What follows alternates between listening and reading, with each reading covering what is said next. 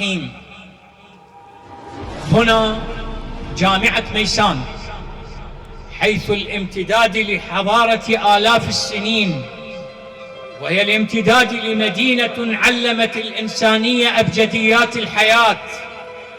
هنا ميسان وجامعتها، حيث الامتداد لمملكة ميشان وأرثها الذي تناثر علوم ومعرفة وصلت إلى أحفادها، وهم خير الأبناء لنخب من العلماء والأساتذة ورجال المعرفة.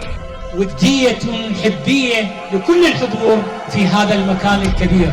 رحبوا معي بالدكتور مصطفى دعير، رئيس مجلس محافظة ميسان.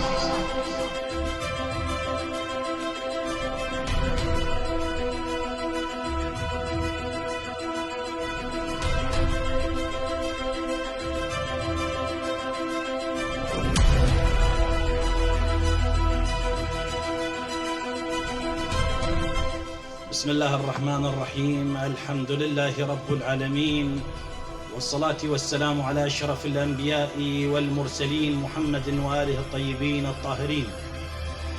السادة الحضور الأجلاء، بحفظ العناوين والألقاب، أصالة عن نفسي ونيابة عن مجلس محافظة ميسان، أحييكم بتحية الإسلام. السلام عليكم ورحمة الله وبركاته.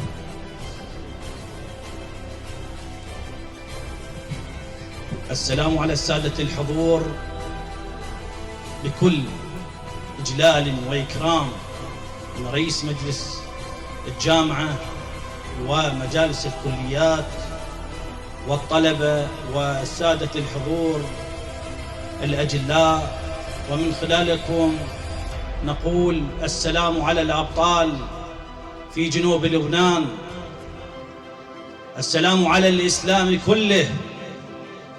نرى اليوم الإسلام الحقيقي المتمثل بالمذهب الجعفري مشرعا سيفه يقاتل وحيدا أمام العالم وأمام المسلمين الذين يسمون إسلام.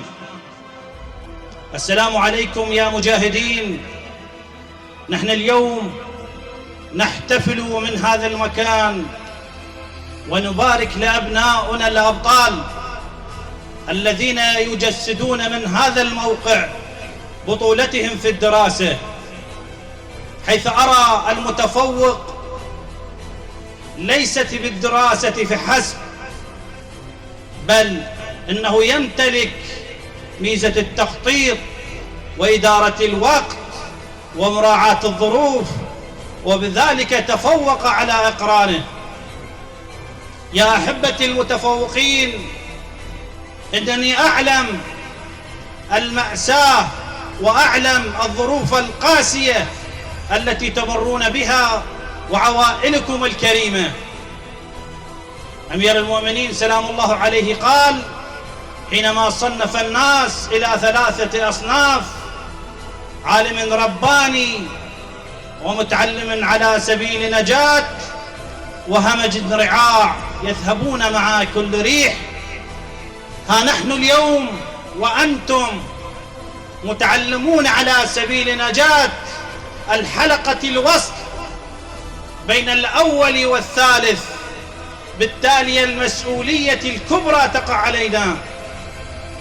سياسة اللعين صدام حسين منذ الثمانينات بتجهيل المجتمع، بظلم المجتمع الميساني وجعله عبارة عن ثكنة عسكرية، أراد منها تجهيل المجتمع العريق بالكرم والجود والنبل، حيث لا نرى الصورة الحقيقية أمام العالم عامة والعراق خاصة التي تليق بأبناء ميسان من خلال تعلم المعرفة والسوشيال ميديا، حيث نرى المعرفة تستخدم سلبا لتمزيق أشلاؤنا وتأتي أكلنا. يا أحبتي، أنتم قادة العلم هذا اليوم في ميسان، من أساتذة، من مدراء دوائر، من طلبة، جميعنا نتكاتف من أجل خلق صورة إيجابية عن مجتمع ميسان الكريم. هذا جانب. والجانب الآخر الذي نضع على عاتق رئيس جامعة ومجلس الجامعة، إننا بأمس الحاجة إلى أن يكون أبناؤنا يتعلمون نظريا وعمليا.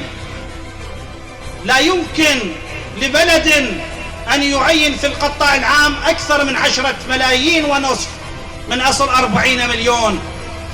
بالتالي نحتاج الجامعات أن تخرج طلبة يمتلكون المعرفة العملية من خلال المختبرات ومن خلال البحوث التي تزود بها الحكومة المحلية للنهوض بتطوير المحافظة. وهذا لا يمكن إلا بتساعد الجميع وتعاونهم والتناسق بين الحكومة المحلية والجامعات، وهذا هو الآن إن شاء الله يأتي أكله. شكرا للسادة الحضور، شكرا لكل الأحبة المتفوقين من صميم قلبي. أدعو الله سبحانه وتعالى أن يوفقني لخدمتكم إن شاء الله، والسلام عليكم ورحمة الله وبركاته.